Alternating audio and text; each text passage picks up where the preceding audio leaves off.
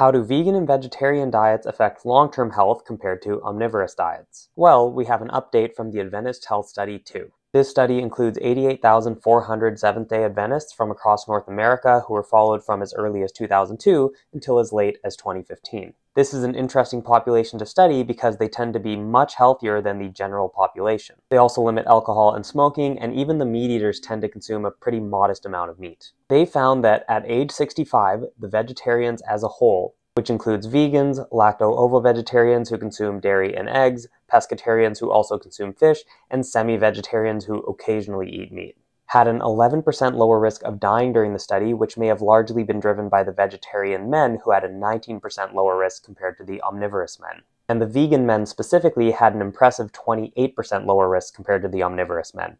On the other hand, pescatarians had the most impressive results amongst women with a 9% lower risk than the omnivorous women. However, the different types of these pro-vegetarian style diets were not necessarily compared to each other in this study. And the results do overlap to a fair degree, meaning that we can't necessarily say that pescatarian is better than vegan or vegan was better than pescatarian, for example. But there were a number of comparisons between those eating a more vegetarian style diet and those eating an omnivorous diet that do point towards the vegetarians being more clearly healthier. It's also notable that the vegetarians as a whole, on average, had higher BMI, exercised a bit less, and consumed more alcohol, although their overall intake was still fairly low compared to the omnivores. This is counter to the common claim I see on social media and that I will probably see down below in the comments stating that vegetarians did better simply because they live healthier lifestyles. That wasn't necessarily the case here. But they adjust for many important confounding variables in their analysis anyway, but I just thought I'd mention that because I know someone's going to bring it up. And finally, for individual causes of death, at age 65, the vegetarians exhibited a lower risk of death due to kidney failure,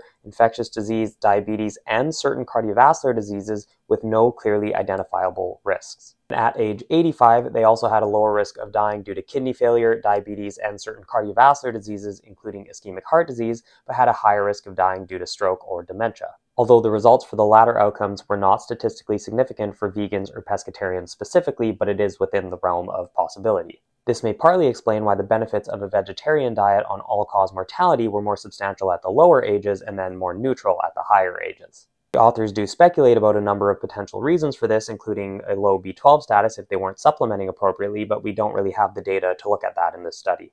Another possible explanation I would throw out there is that those meat eaters who were susceptible to, say, eventually dying of a stroke or dementia just died of other causes earlier on. And the authors do state that based on these results, pro-vegetarian style dietary patterns may help reduce the risk of premature death and get you to those older ages in the first place. But they won't necessarily make you superhuman and far extend that max life expectancy. Nonetheless, this is just another reason to adopt a more plant-based approach to one's diet.